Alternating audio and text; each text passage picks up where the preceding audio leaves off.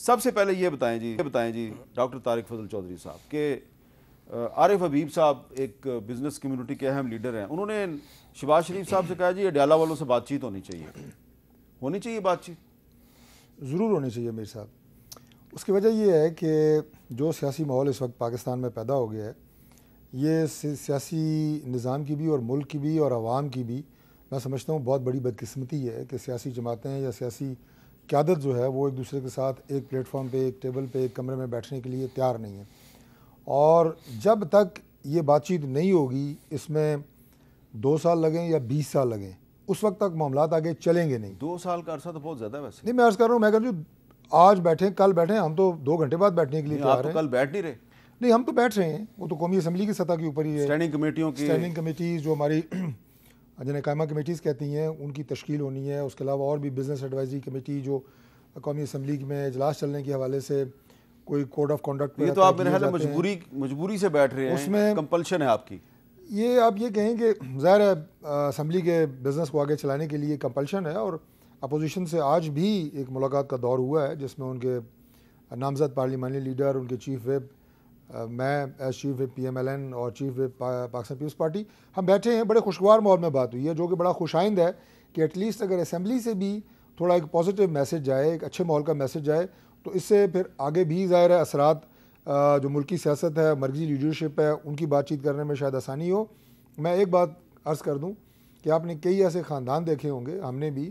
کہ جن میں سالہ سال دشمنی چلی ہے اور درجنوں لوگ ایک دوسرے کے اپنی جان سے جنہوں نے ہاتھ دھوئے ہیں، ڈیکڈز تک وہ دشمنیاں چلی ہیں، لیکن اختتام صلح پہ ہوا ہے، بات ختم صلح پہ ہی ہوئی ہے۔ تو یہ جو بات چیت ہے نا، اس کے دروازے بند کر کے آپ یہ سمجھیں کہ ہم اس نظام کی کوئی خدمت کر لیں گے، یہ ہو ہی نہیں سکتا۔ جی زرتاج گل صاحب، آپ کو لگتا ہے کہ کل سے حکومت اور اپوزیشن اسٹینڈنگ کمیٹیوں کے معاملات پہ آپس میں جو بیٹھیں گے، تو اس بیٹھک کے بعد کو مزید بیٹھکیں ہوں گی اور حکومت اور اپوزیشن میں بات چیت شروع ہو جائے گی؟ Thank you Mir Sahab, thank you for inviting me. سب سے پہلے بات چیت سے پہلے میں ایک وہ آپ کو بتانا چاہتی ہوں کہ ہیومن رائٹس کمیشن نے 2023 کی PDM کی حکومت کی اور نگران حکومت کی ایک انسانی حقوق کمیشن کی رپورٹ جو ہے وہ شائع کی ہے۔ میری خواہش ہے کہ آپ ضرور اس رپورٹ کو جو ہے وہ چلائیں۔ اس رپورٹ کے اندر جو چیزیں بتائی گئی اس میں سب سے پہلی بات ہے ابڈکشن، پھر اس کے بعد ہے کہ جعلی مقدمات، پھر اس سیاسی مخالفین کا قتل، ہمارے 24 ورکر شہید ہوئے ہیں، پھر ہے دوران حراست لوگوں کو ٹارچر کرنا، پھر اس سیاسی کارکنوں کو ہراس کرنا، پھر ہے ضمانت کے باوجود بار بار گرفتار کرنا، اور پھر ہے MPO آرڈرز، اور یہ DCs جو ہے DRO کینڈیڈیٹ کو PTI کے کینڈیڈیٹ کو MP آرڈر بھی جاری کرتے تھے، پھر ہے قیدیوں کے ساتھ غیر انسانی سلوک، پھر ہے ججوں کے اوپر دباؤ ڈال کے اپنی مرضی کے فیصلے کرنا، پھر ہے صحافیوں کو سچ بولنے سے منع کرنے کے لیے پریشرائز کرنا، ابڈکشن کرنا، پھر اس کے بعد ہے سیاسی سرگرمیوں سے مخالفین کو روکنا، پھر ہے اقربا پروری، رشوت، بھتہ خوری، کرپشن۔ یہ چارج شیٹ ہے جو زرتاج گل نے یا PTI نے نہیں لگایا، یہ انسانی حقوق کی کمیشن نے 2023 کی رپورٹ میں PDM کے خلاف اور ان کی نگران حکومت کے خلاف جو ہے وہ چارج شیٹ جاری کیا ہے۔ اب میرا صرف سوال یہ ہے کہ بات چیت کے لیے کل تو اسٹینڈنگ کمیٹی، چیف وپ صاحب یہ بھی بیٹھیں گے، طارق فضل چودھری صاحب بھی بیٹھیں گے، ہم بھی بیٹھیں گے، وہاں پہ تو چلو جو منسٹرز کی پرفارمنس ہوں گی منسٹرز کی، اس کے لیے آگے بڑھیں گے۔ میرا صرف سوال یہ ہے کہ آگے بڑھنے سے پہلے کیا PDM نے، PMLN نے یہ سوچا ہے کہ 2 دن سے PTI چیخ رہی ہے، احتجاج کر رہی ہے، سوال کر رہی ہے کہ بشرا بی بی جو کہ خاتون اول رہ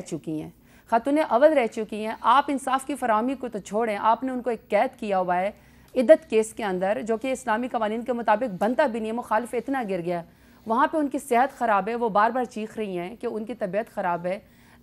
زہر جو ہے ان کو دیا گیا ہے، ان کے بہت سارے سوالات ہیں، لیکن میڈیکل رپورٹس میں وہ چیز ثابت نہیں ہو رہی۔ اچھا، پھر وہی بات ہے، 2 دفعہ پہ وہاں پہ ایمبولینس گئی، وکیل وہاں پہ باہر کھڑے ہیں، وکیل کو رسائی نہیں ہے، پاکستان تحریک انصاف کو رسائی نہیں ہے، ان کی فیملی کو رسائی نہیں ہے، ڈاکٹر کو رسائی نہیں ہے۔ مجھے ایک بات بتا دیں، بند دروازوں کے پیچھے خواتین کو اس طرح ہراس کرنا، اس طرح انسانی حقوق کی پامالی کرنا، اس سارے سسٹم کا بینیفیشری کون ہے؟ اس سارے سسٹم کا بینیفیشری شہباز شریف ہے، PDM کی حکومت ہے۔ اگر انہوں نے آگے بڑھنا ہے، انہوں نے بات چیت کرنی ہے، تو کیا ان ساری چیزوں سے وہ رائٹ آف کر سکتے ہیں؟ کیا وہ ان ساری چیزوں کی ذمہ داری لینے کے بعد، ان چیزوں کو ختم کرنے کے بعد آگے بڑھ سکتے ہیں، قوم سے معافی مانگ سکتے ہیں؟ یا کل میرے حلقے میں PP 290 میں 7 والے حلقے میں الیکشن ہوا ہے، جو کہ انہوں نے دھاندلی کر کے جیت لیا، وہ تو جیت دیا، ہمارا تو اب بس ہی نہیں چلتا، عوام پھر بھی امید کے ساتھ نکل کے ووٹ ڈالتی ہے، لیکن ہمارے کارکنان کے اوپر انہوں نے کل کی تاریخ میں جو ہے وہ پرچہ کر دیا ہے۔ الیکشن بھی جیت گئے ہیں، ایک تو چوری اوپر سے سینہ زوری، پھر اس کے بعد آپ ورکرز کے اوپر بھی، یعنی چونکہ آپ کو کھلے عام اس قدر آپ کو طاقت مل گئی ہے، آپ کے بعد اتنا زور ہے کہ آپ کہتے ہیں کہ ہم نے کھلے عام نا انصافی بھی کرنی ہے، جبر بھی کرنا ہے، ظلم بھی کرنا ہے، سیاسی کارکنان کے اوپر مقدمے بھی بنانے ہیں۔ آج بھی زرتاج گل حامد میر صاحب پچھلی دفعہ بھی آپ کے پروگرام میں بیٹھی ہوئی تھی، آج بھی پروٹیکٹیو بیل کے اوپر بیٹھی ہوئی ہوں، ضمانت نہیں دیتے ہیں، ضمانت نہیں دیتے۔ جے آئی ٹی 43 کیسز ہیں، اور میں نے آپ کو چارج شیٹ بتائی تھی، گائے چوری سے لے کر اے ٹی ایم توڑ کے پیسے نکالنے کی، پیٹرول پمپ بم بنانے کی، ہر شہر کے اندر جا کے، جو شہر میں نے ابھی تک دیکھے بھی نہیں ہیں۔ آپ نے مبینہ طور پہ بندہ بھی مارا ہے جی، 302 کا بھی انہوں نے میرے اوپر کیس ڈال دیا ہے، جس چیز سے تعلق نہیں ہے۔ مجھے ایک بات بتائیں کہ کیا پی ڈی ایم کی حکومت اللہ کو منہ نہیں دکھانا؟ کیا یہ کہہ سکتے ہیں؟ چلیں مجھے ان کا بتا دیں، کیا لگ رہی ہے آپ کو قاتل نہیں، قاتل گائے چور، اے ٹی ایم توڑنے والی، پیسے نکالنے والی، پیٹرول بم بنانے والی؟ میں رسپونڈ ابھی کروں یا میرا حال میں واپسی پہ کر لیں۔ اچھا، ریاست Ali Azad Sahab being the president of the Islamabad high court bar ایسوسی ایشن، یہ بتائیں کہ یہ جو ایک طرف تو یہ معاملہ چل رہا ہے نا، قومی اسمبلی میں ان کا آپس میں پھڈا چل رہا ہے حکومت اور اپوزیشن کا، دوسری طرف یہ جو اسلام آباد ہائی کورٹ کے جو ججز ہیں وہ کہہ رہے ہیں جی کہ ہمارے معاملات میں بڑی مداخلت ہو رہی ہے، تو انہوں نے ایک اجلاس کیا تھا کل، اور اس کے بعد یہ پتہ چلا کہ جی اب ایک انسٹیٹیوشنل رسپانس دیا جائے گا۔ کیا آپ کو لگتا ہے کہ یہ ججز جو ہیں یہ کھڑے رہیں گے اور انسٹیٹیوشنل رسپانس دیں گے؟ بسم اللہ الرحمن الرحیم۔ میر صاحب، یہ میں سمجھتا ہوں کہ جو آپ نے سوال کیا بہت امپورٹنٹ کویسچن ہے، چونکہ اس وقت پوری دنیا، پورا پاکستان اس ایشو کی طرف دیکھ رہا ہے، اور میں سمجھتا ہوں کہ جو ہائی کورٹ نے اپنے فل کورٹ اس